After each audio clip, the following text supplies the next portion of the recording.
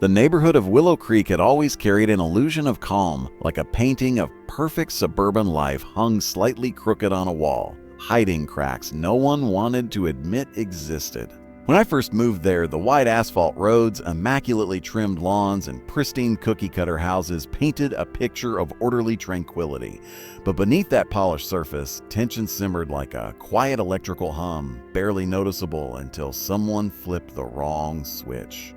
For months, I tried to blend into that world, keeping my head down and minding my business, but the moment I decided to renovate my aging driveway and add a small workshop extension to my garage, everything shifted. What should have been a routine construction project quickly morphed into a battlefield, and the end to an organization that seemed to take pride in creating problems instead of solving them was the army waiting to strike. It began subtly, almost innocently. Trucks arriving early in the morning, workers stepping out with blueprints and measuring tape, and the rhythmic thud of machinery breaking ground.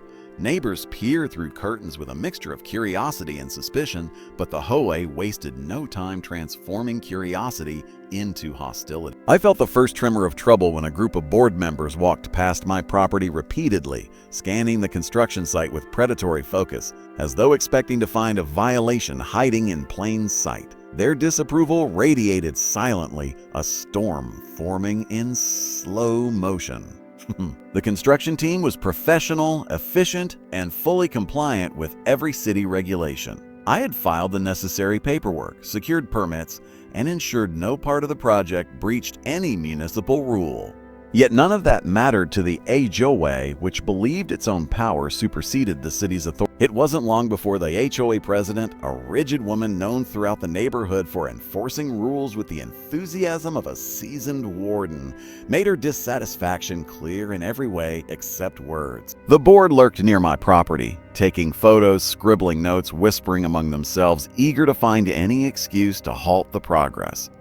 The workers noticed, exchanging uncomfortable glances as the silent hostility grew more pronounced. Even though no one confronted us directly, the atmosphere felt heavy with unspoken threats.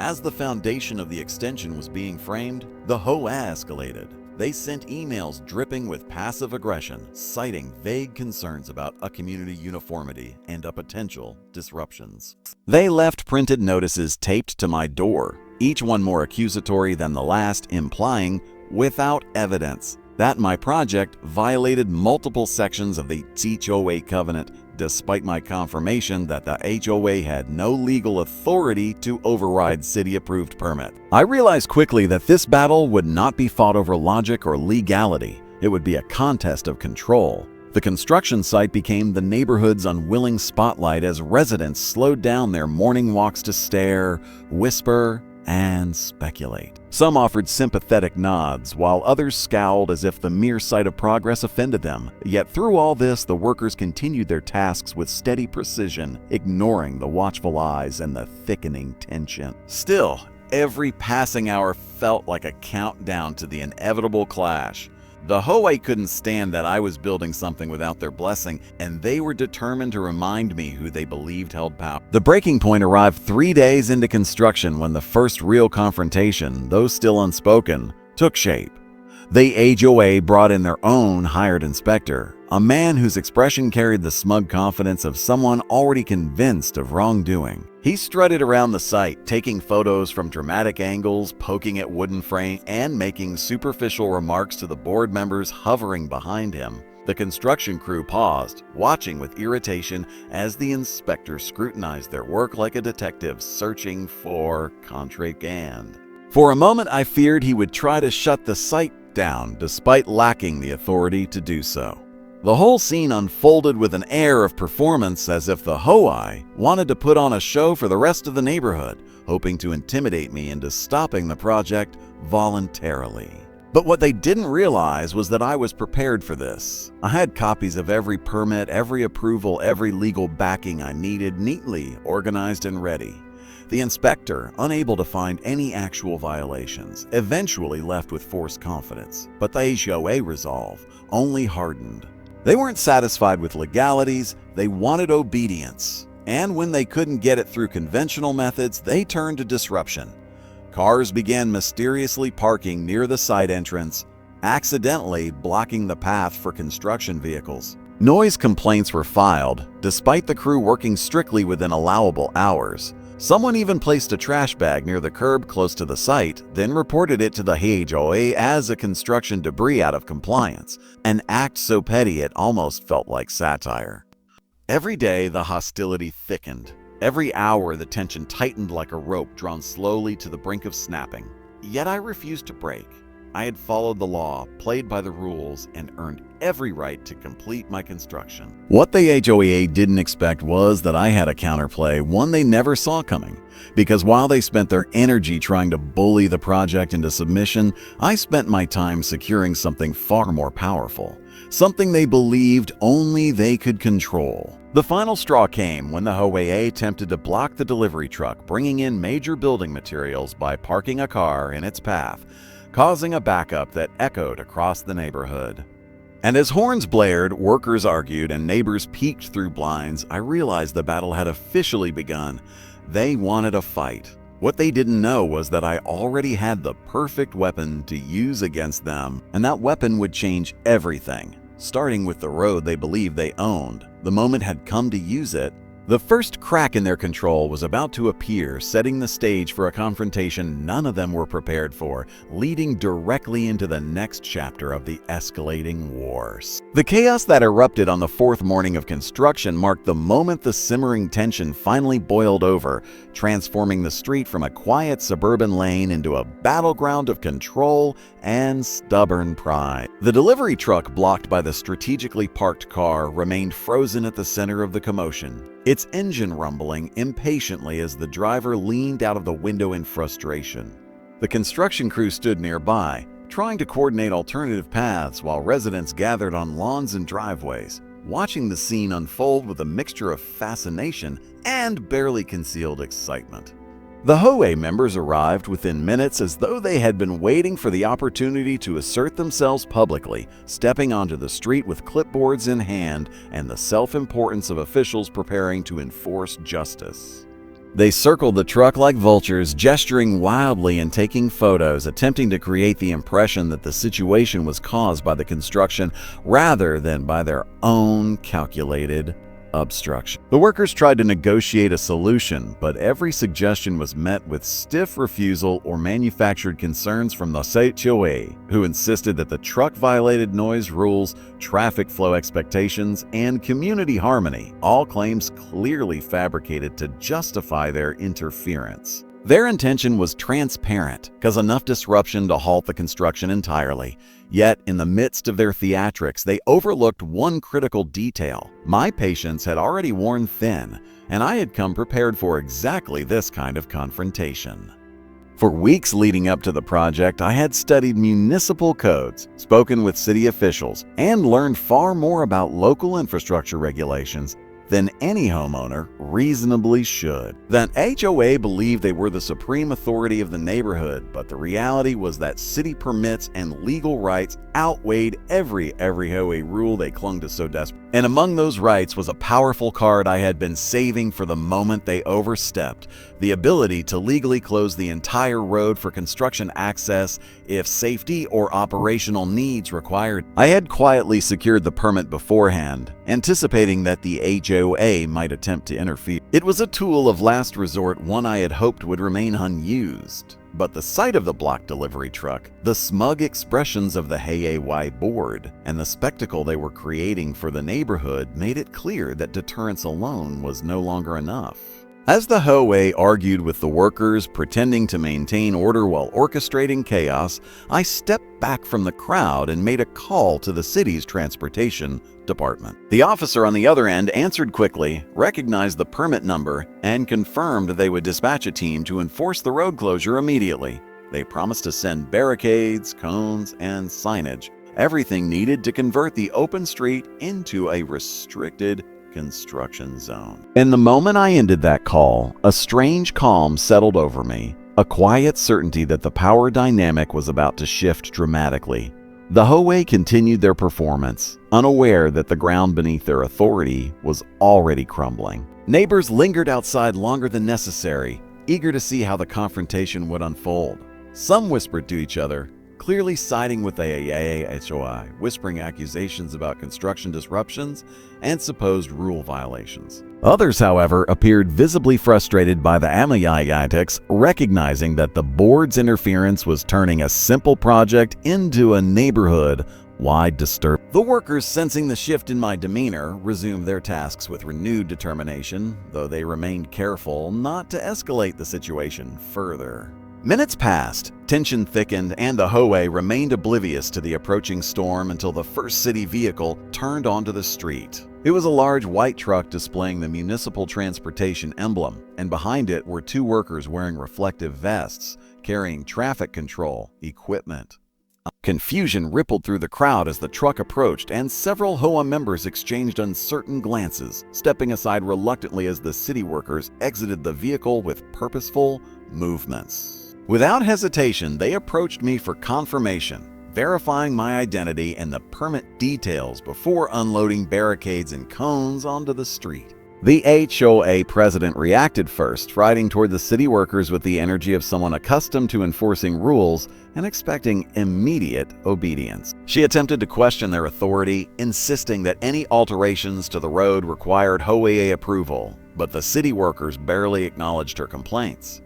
They simply stated that a lawful permit had been issued and that they were obligated to set up the closure as instructed. Their neutral professionalism contrasted sharply with her growing frustration, and the sight of her authority collapsing was almost cinematic. Residents watched from their lawns as the workers arranged barricades at both ends of the street, restricting all through traffic and marking the area as an official construction zone. The sound of metal stands clanking against the pavement echoed like victory bells. And the delivery truck driver, now free to maneuver without obstruction, repositioned his vehicle and prepared to unload materials. The HOA president's face tightened, her lips drawn into a thin line as she realized the gravity of the situation. The road she once controlled with self-appointed authority was now legally inaccessible to her, closed off not by force but by the very municipal power she claimed to uphold.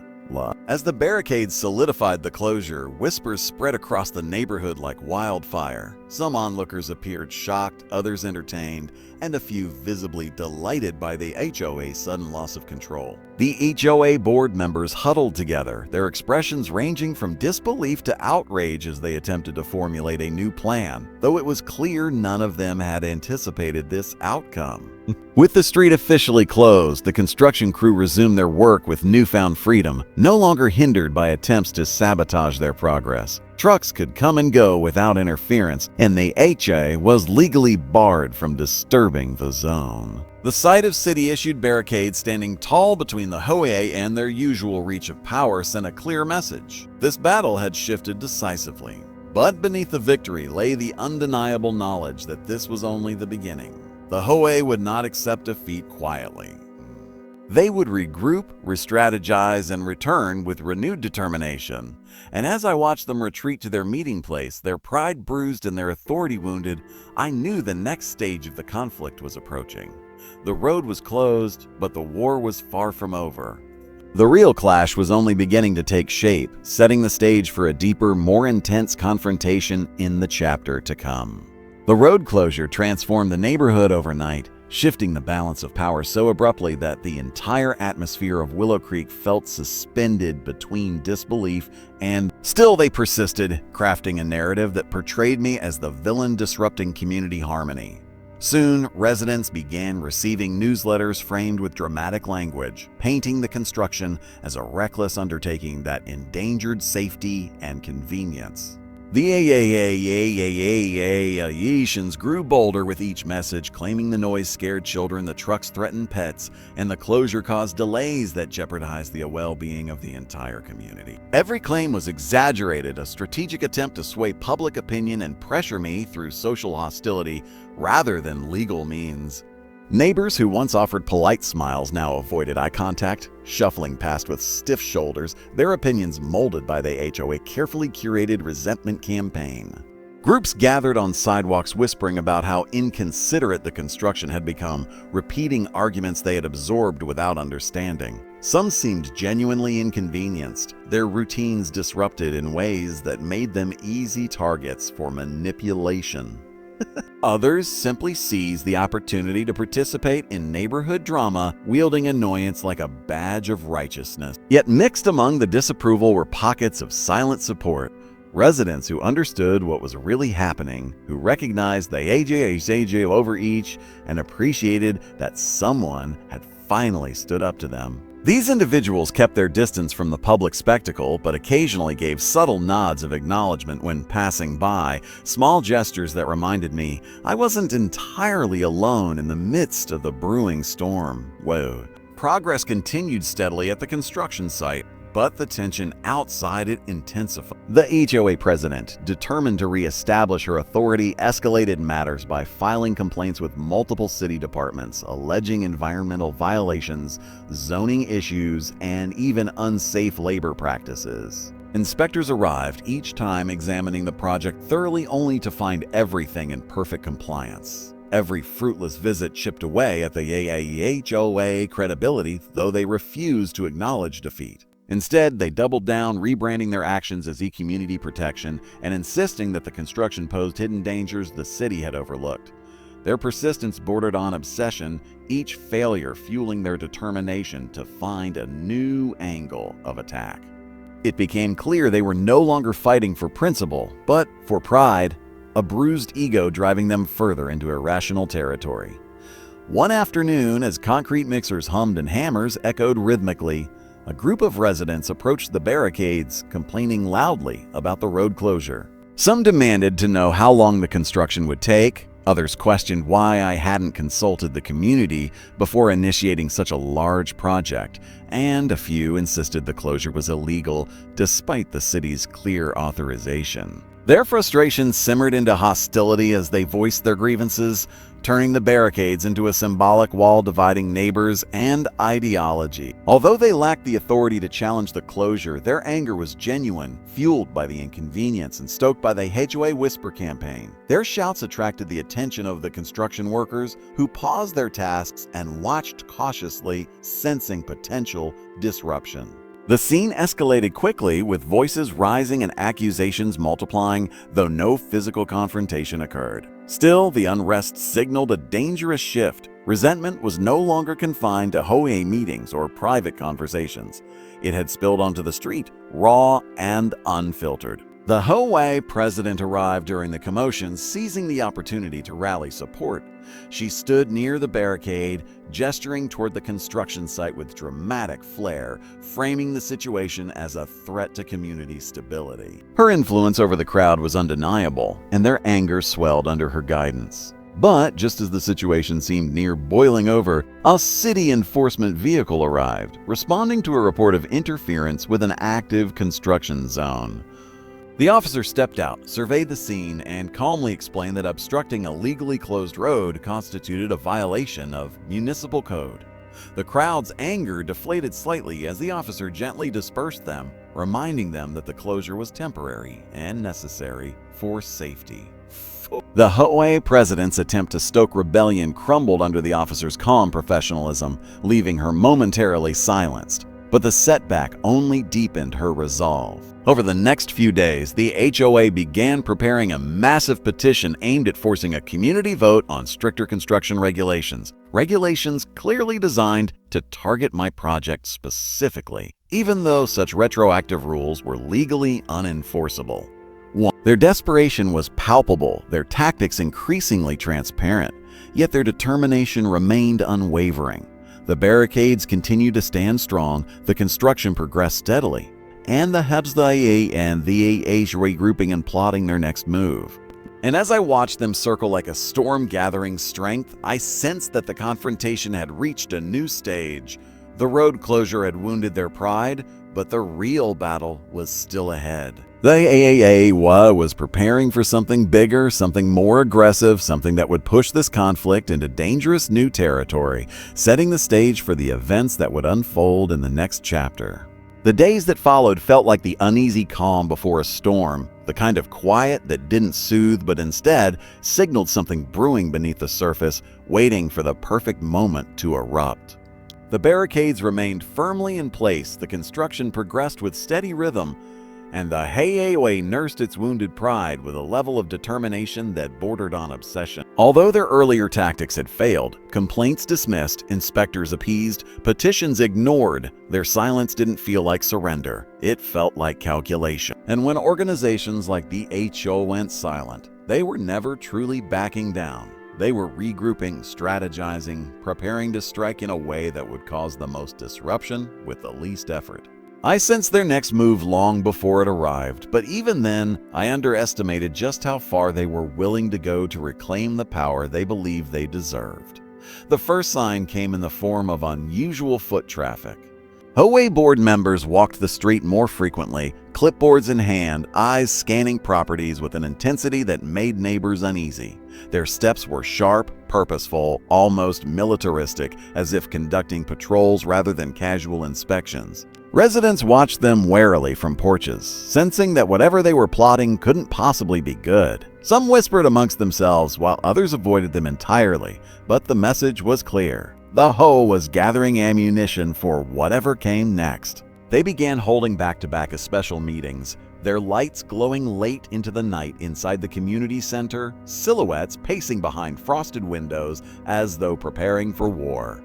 Their gatherings created an air of secrecy that only heightened suspicion, fueling rumors that rippled through the neighborhood like distant thunder. Some residents speculated that the HOA planned to sue me. Others believed they were trying to overturn the road closure through legal channels. A few went so far as to claim the HOA had contacted the mayor's office, hoping to leverage political influence to crush my project. But the truth, when it emerged, was far pettier and far more dramatic than any of those theories. It happened on a Thursday morning, a morning that began like any other. The hum of machinery, the steady beat of hammers, and the dusty smell of progress filling the air. Workers moved with precision, pouring concrete and securing structural beams for the garage extension. The sun was barely rising when a caravan of HOA vehicles rolled onto the opposite side of the barricade, stopping just short of the road closure. The board members stepped out, dressed in their usual uniforms of pressed shirts, stiff expressions, and an inflated sense of purpose. But this time, they weren't armed with clipboards. They were armed with hired enforcers of their own, a private security team wearing black uniforms and stern expressions, carrying themselves with the rigid posture of people paid to intimidate. The sight of private security arriving in a peaceful residential neighborhood sent a shockwave through the street. Neighbors emerged from their homes, gathering on lawns and sidewalks, whispering questions and exchanging uncertain glances. For a moment, it seemed as though the HOA was staging some sort of dramatic show of force, a theatrical display meant to intimidate me into submission. The private guards walked to the barricades and positioned themselves as if guarding a restricted zone, their presence creating an immediate atmosphere of conflict. The HOA president stood proudly behind them, arms folded with the smug satisfaction of someone who believed she had finally found a way to reclaim control. Her eyes scanned the construction site with triumphant confidence, confident that this bold move would force me to yield. The construction crew paused their work, exchanging confused glances. The tension that spread across the street felt thick enough to touch, as if the very air held its breath in anticipation of what would happen next. The HOA president raised her voice, not in dialogue, but in commanding gestures and pointed motions designed to communicate without words, and signaled the security team to approach the barricade. Their intention was unmistakable. They wanted to seize the space symbolically, to make themselves appear as though they had authority over the road closure, even though they held none. But before they could take a single meaningful step, the city's transportation enforcement vehicle appeared once again, pulling up with perfect timing. The officer stepped out calmly, surveyed the scene, and immediately recognized the private security presence as inappropriate for a municipal work zone. His firm posture and authoritative stance cut through the escalating tension like a blade. He approached the barricade, glanced at the HOA president, then at the guards, and shook his head with a mixture of annoyance and disbelief. Without needing dialogue, his actions spoke clearly. The HOA was overstepping again. Private security had no authority to interfere with a legally sanctioned construction zone or a city-issued road closure. The officers signaled the guards to step back, and though they hesitated at first, they eventually complied, their presence deflated as quickly as it had risen. The HOA president's face contorted with frustration, her posture stiffening with indignation as her attempt to display power crumbled in front of the entire neighborhood. Her dramatic gesture had not only failed, but had backfired spectacularly, making her look desperate and overreaching. The crowd of neighbors watched the spectacle unfold, their opinions shifting visibly. Even those who had previously sided with the HOA now seemed uncertain, realizing that their board's behavior was spiraling beyond reason. Some murmured in disapproval, others shook their heads, and a few retreated indoors to avoid being associated with the escalating conflict. The private security team retreated with clear reluctance, returning to their vehicles and leaving the HOA board exposed and humiliated. The construction resumed quickly, the crew eager to move past the absurd confrontation, though their eyes remained alert for any further disruption. The HOA board members huddled together one last time, their faces pale with a mixture of anger and embarrassment, before retreating back to their vehicles. As they drove away, it became clear that their plan had failed spectacularly. But even then, the look in the HOA president's eyes betrayed her intent. She was not giving up.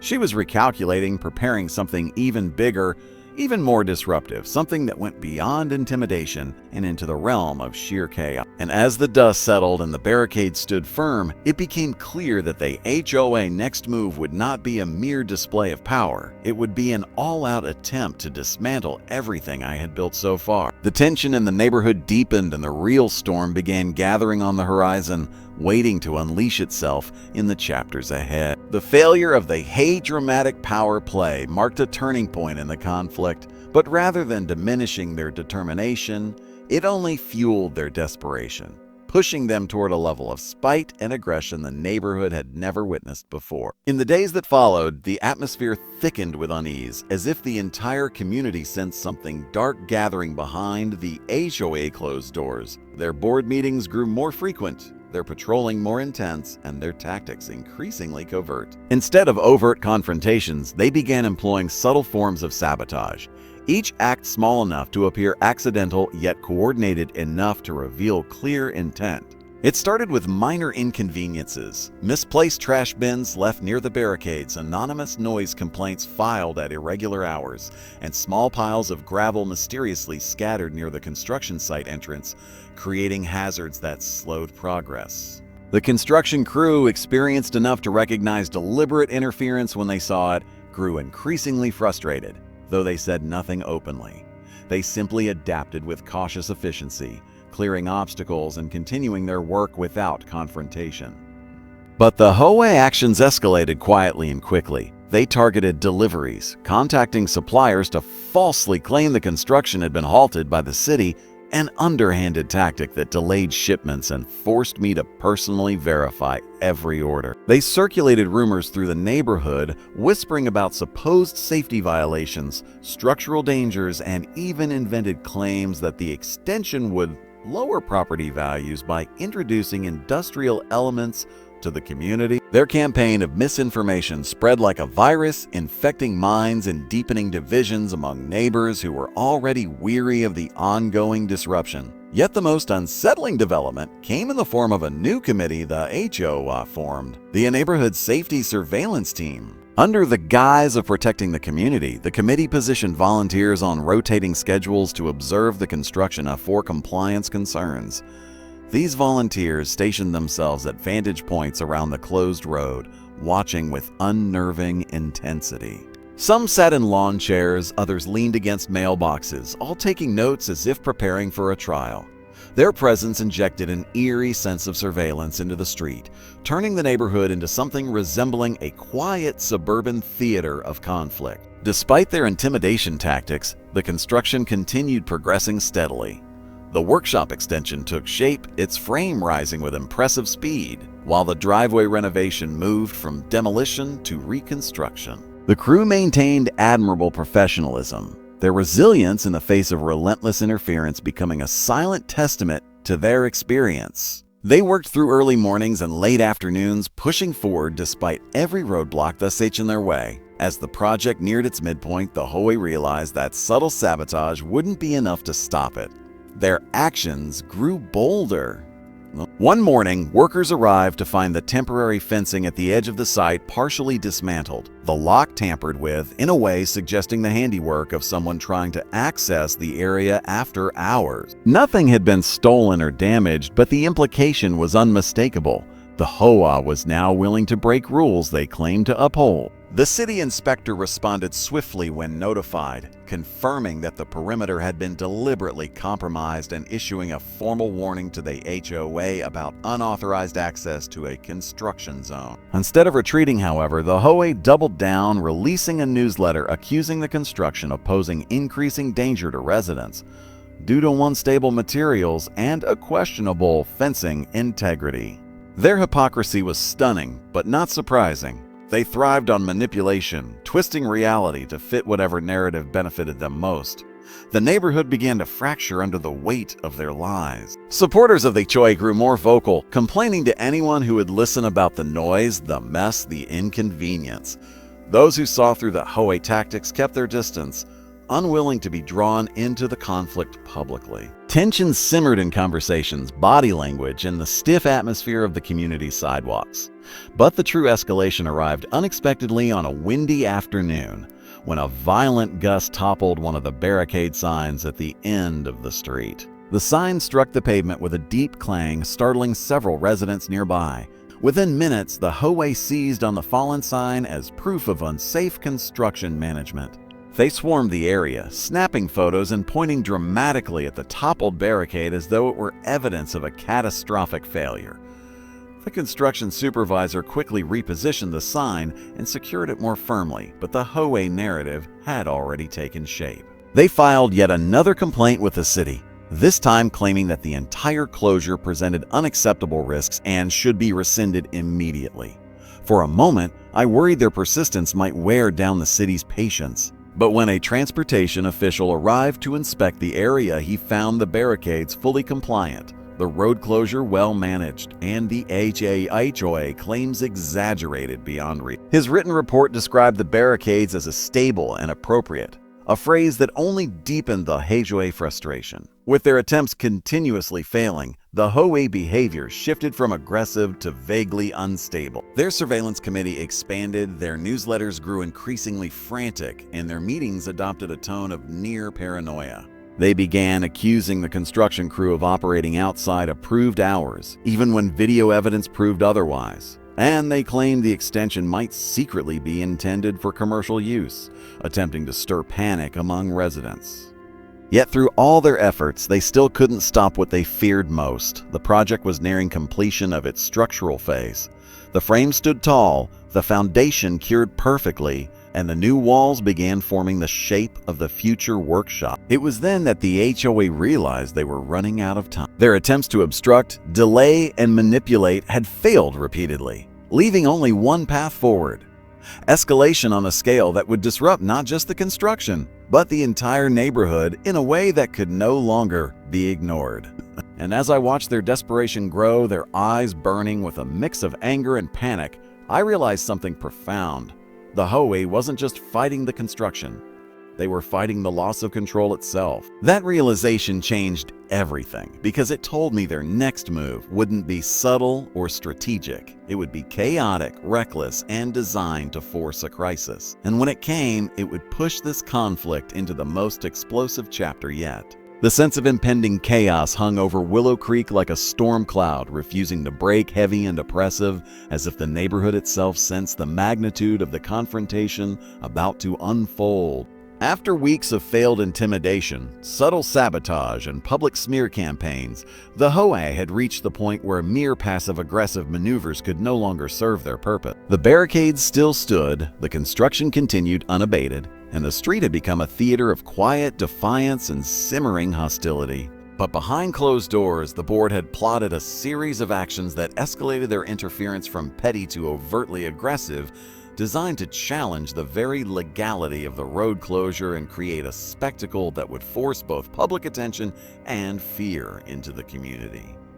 On a crisp Monday morning, the first wave of their escalation became evident. Workers arrived to find a line of vehicles mysteriously positioned at each end of the street, creating blockades just beyond the city-approved barricades. Some cars were registered to HOA members, others were anonymous rentals. The message was unmistakable. The HOA intended to visually and physically dominate the road despite its official closure. The crew quickly radioed for guidance, and I contacted the city enforcement officer to explain the obstruction. Within minutes, the officers arrived, directing the vehicles to be removed in accordance with municipal law. But the act had already set a tense precedent. Neighbors emerged from their homes to watch, whispers of speculation and anxiety rippling through the gathered crowd. It was apparent that the HOA intended to escalate further, and everyone could sense the tension thickening with each passing minute.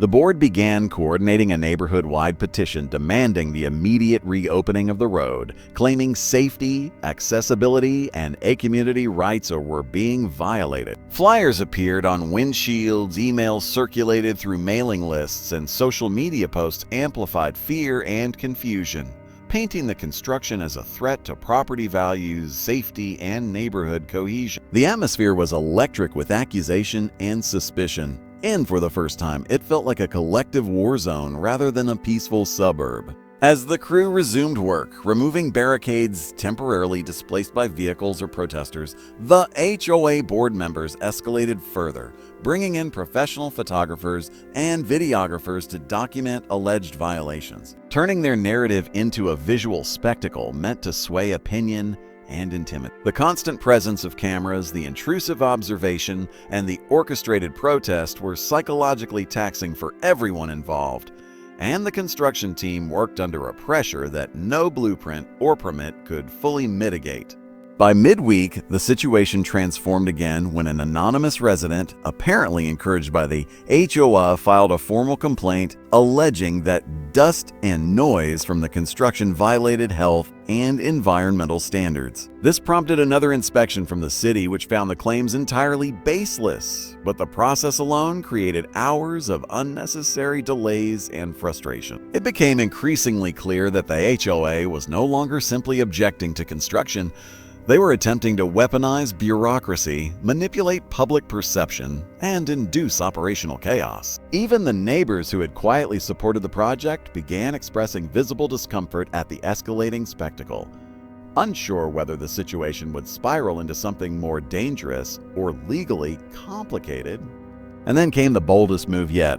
The HOA issued an informal blockade, hiring several off-duty security personnel to monitor and enforce community standards at the street's entry points, effectively positioning themselves as unofficial law enforcers. Their intent was clear: to intimidate anyone attempting to access the street without explicit HOA approval, even though city permits overrode any such authority. The presence of these individuals, walking in formation, scanning vehicles, and recording anyone entering the construction zone, created an atmosphere thick with tension, bordering on fear. The workers remained professional, avoiding confrontation, while I coordinated with the city to ensure their authority remained intact and that no unlawful interference occurred. For hours, the scene resembled a standoff with barricades in place, construction continuing within the closure, and the HOA hired security looming like shadows around the edges of the street. Neighbors peered from windows, some sympathetic, others critical, all aware that something unprecedented was occurring in their once peaceful community. As the day wore on, the HOA grew increasingly frustrated with their inability to disrupt the construction directly. In a coordinated move, several board members began positioning themselves along the sidewalks, shouting complaints at anyone who approached the barricades or attempted to enter the street. Their voices carried, amplified by bullhorns borrowed from some unknown source, and the noise echoed through the quiet lanes, creating a dissonance that left many residents covering their ears. At the same time, the private photographers moved closer, taking images of workers, equipment, and permits, attempting to manufacture violations where none existed. I responded by documenting everything as well, creating a clear visual record that would protect against any false claims.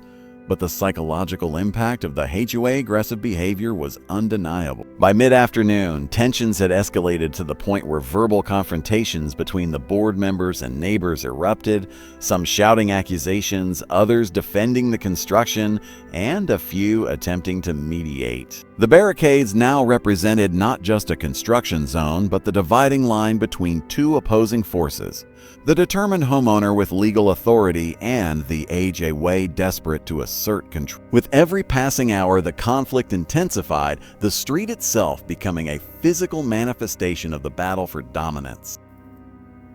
Traffic rerouted miles around the closure, delivery trucks moved carefully with police coordination, and the construction team continued to operate within a charged atmosphere of observation, protest, and manufactured threats. The HOA strategy had shifted fully from legal posturing to psychological warfare, attempting to create chaos, confusion, and intimidation. Yet each attempt only reaffirmed the legality of the closure and the soundness of the project. It became increasingly obvious that the HOA was exhausting its resources and creativity, forced to escalate recklessly as each minor disruption failed. And as the sun dipped toward the horizon, casting long shadows over the street, I realized the true magnitude of the confrontation. The HOA had escalated far beyond petty complaints or covert interference. They were now openly challenging lawful authority, creating a standoff that threatened not only the construction but the social fabric of the neighborhood itself. And in that moment, standing amid barricades, trucks, and focused construction crews, I understood that the conflict had entered a new, dangerous phase. One where nothing would remain subtle, nothing would remain polite. And the next chapter of this battle would push every limit the HOA could test, forcing a confrontation that would leave lasting consequences for everyone involved. The seventh chapter of this escalating saga began on a morning thick with tension. The air over Willow Creek feeling almost electric, as though every leaf, sidewalk, and driveway held its breath in anticipation of the next upheaval. The construction had reached a point where progress was visible from the street, walls framed, the workshop extension rising proudly, and the driveway showing clean lines that promised a modern finish. Yet despite the tangible evidence of lawful progress, the HOA had refused to concede defeat, and their actions had grown progressively bolder, transitioning from harassment and sabotage into a level of aggressive confrontation that bordered on chaos. Early that day, I arrived at the construction site to find a group of board members positioned strategically along the barricades, accompanied by their security team, and their expressions were a mix of outrage, determination, and disbelief.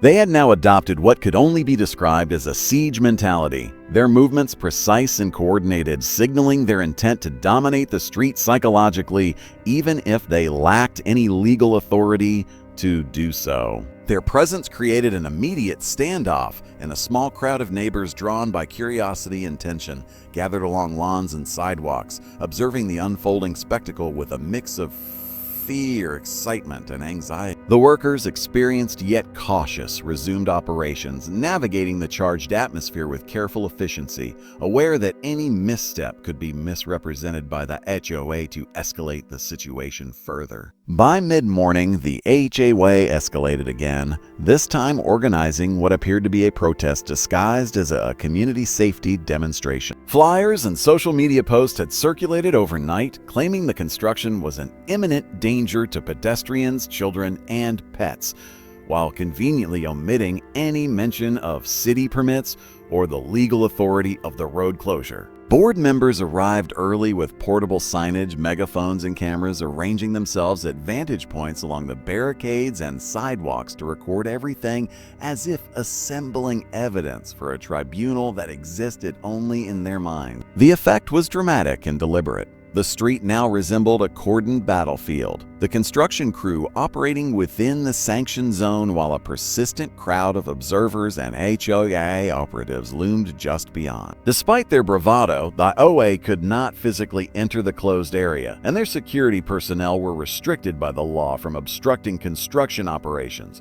Yet their presence was designed to create psychological pressure, signaling their refusal to accept defeat. By noon, the tension escalated into a full-blown confrontation when a delivery truck arrived with critical materials for the next phase of the workshop. The barricades allowed it to enter legally, but the crowd of HOA members, supporters, and volunteers surged forward, shouting complaints, pointing fingers, and attempting to intimidate the driver. The workers had to pause, coordinate with me, and contact city enforcement officers, who arrived promptly to assert authority and ensure safe passage. The verbal chaos, the presence of cameras, and the dramatic gestures of the board created a charged spectacle that drew the attention of every resident in the immediate vicinity. Whispers, murmurs, and judgmental stares rippled through the gathered crowd, some aligning with the HOA narrative, others supporting the continuation of construction, and a few expressing confusion and exasperation at the unfolding spectacle.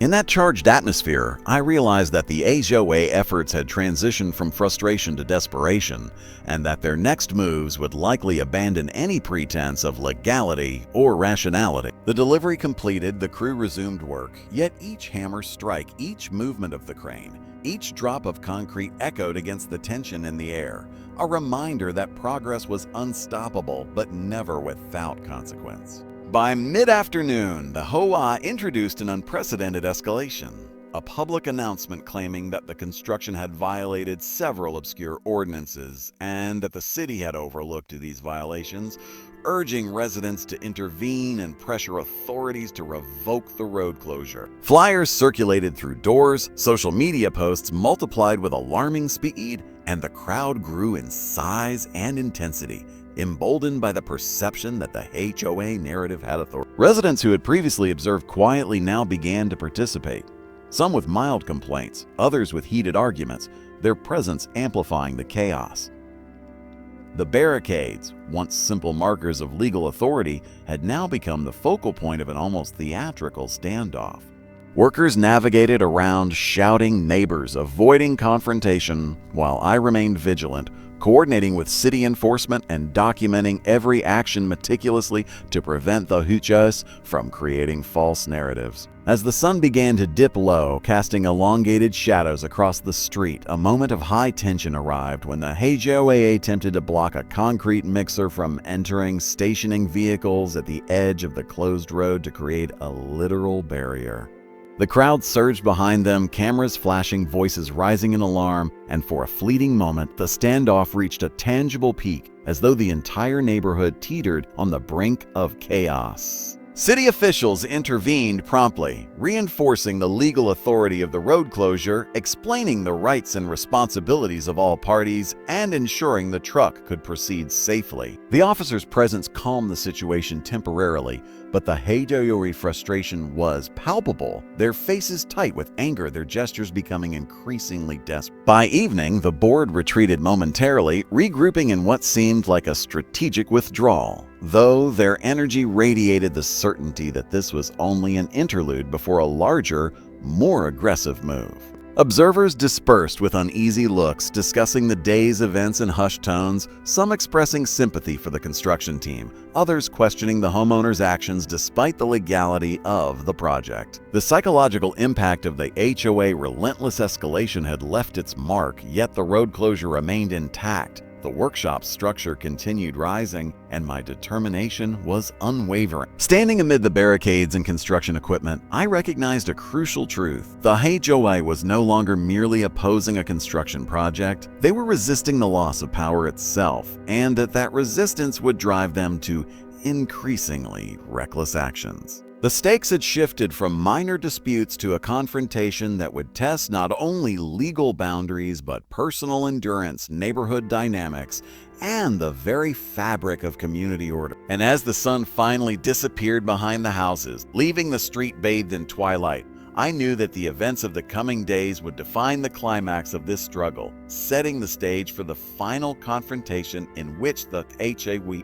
would reveal the full extent of its desperation, and the battle for control over Willow Creek would reach its most explosive, dramatic, and unforgettable peak. The final chapter of this suburban conflict unfolded under a tense electric sky, the kind of late afternoon light that stretched shadows across the street and amplified every small detail, turning a quiet neighborhood into a stage set for the ultimate showdown. By this point, the HOA had exhausted every tactic they could conceive short of direct confrontations. Petitions, surveillance, misinformation campaigns, private security, public demonstrations, and obstruction attempts had all failed to halt the construction or overturn the city-issued road closure. Yet their determination had only hardened, and the desperation in their movements signaled that they were ready to escalate to unprecedented levels. Early that morning, workers arrived to find the barricade surrounded not only by board members but by a cluster of vehicles, volunteers, and local media tipped off by an anonymous call from the HOA, creating the impression of a large-scale community revolt against the project. Cameras flashed continuously as board members gestured and directed activity, attempting to manufacture a crisis that did not exist, and their intensity was matched only by the curious residents who had gathered to witness the chaos, some fueled by loyalty to the HOA, others simply captivated by the spectacle. Despite the pressure, the crew began work immediately, their movements precise and practiced, aware that any hesitation could be misrepresented as a violation. I arrived, surveying the scene with a mixture of caution and resolve, knowing that the culmination of weeks of intimidation and obstruction would soon reach its apex. The barricades, still standing firm, symbolized more than just a legal road closure. They were a statement of resistance, a line drawn between lawful authority and a board unaccustomed to denial. As the sun climbed higher, the HOA escalated to their most audacious maneuver yet. A group of members began placing additional temporary obstacles near the construction zone, intending to create a false narrative of imminent danger and claiming that trucks entering the area were violating safety rules. Their strategy was clear: generate a spectacle big enough to attract media attention, embarrass the homeowner, and pressure the city into rescinding the closure. However, every move they made was meticulously documented by my team, cameras, and city officials who had arrived in advance to ensure compliance with the law. The tension in the air became palpable as the day progressed, a charged energy that made the entire street feel alive with conflict. Neighbors, drawn by curiosity and fear, clustered along sidewalks and lawns, their expressions a mixture of fascination, anxiety, and whispered judgment. Some attempted to intervene verbally, pleading for calm or questioning the rationale behind the HOA theatrics, only to be swept aside in a tidal wave of orchestrated chaos. The construction crew continued their work despite the theatrics, placing structural beams, securing the foundation, and moving materials with precision, a testament to their professionalism in the face of an audience determined to incite panic and disorder. By mid-afternoon, the peak of the confrontation arrived. The HOA, in a coordinated move, brought in off-duty law enforcement officers under the guise of monitoring a community safety and positioned them in ways that implied jurisdiction over the street and the construction. Their presence, intended to intimidate, created a visual drama that drew a surge of neighborhood spectators, heightening the tension to near-crisis levels. The city's enforcement team, already present and fully aware of the legal situation, intervened immediately, directing the off-duty officers to step back and clarifying that their authority did not extend to interfering with a legally sanctioned construction zone. This intervention deflated the intended intimidation tactic but intensified the HOA board's frustration and desperation. Their faces twisted with disbelief, their gestures grew more exaggerated, and their attempts to regain control became almost theatrical in their futility.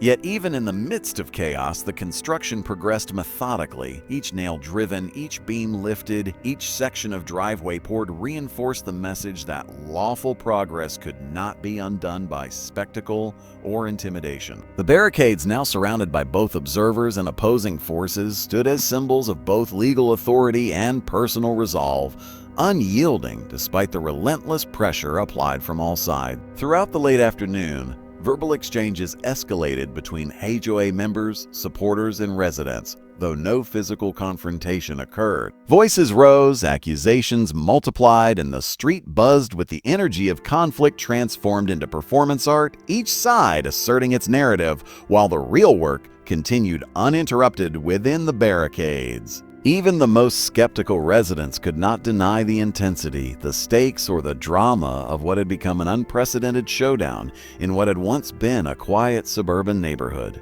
As evening approached, the final act of escalation manifested in the form of a coordinated media appearance. OA members invited a local news crew to cover the controversy, framing the story as a threat to community safety, accessibility, and values. Cameras, lights, and microphones flooded the street, amplifying their narrative in a way that felt almost cinematic, though the reality was that every claim was easily countered with documentation, permits, and city enforcement confirmation. When the cameras rolled, the city officer stepped forward to clarify the facts on air. The road closure was legal, the construction was fully compliant, and any claims of danger were exaggerated or false. The visual contrast between lawful authority and the desperate board members was striking, highlighting the futility of their efforts. By twilight, the street, still closed and under legal protection, echoed with the sounds of construction, the click of camera shutters, and the murmurs of an audience witnessing. And as darkness settled over the neighborhood, the barricade still standing, the construction complete in its skeletal form, and the HOA presence diminished to whispers of frustration behind closed doors, it became clear that the road, the project, and the principles it represented had survived every challenge thrown at them, leaving Bachune a story of conflict, resilience, and the undeniable truth that sometimes standing firm and following the law is enough to overcome even the most relentless opposition.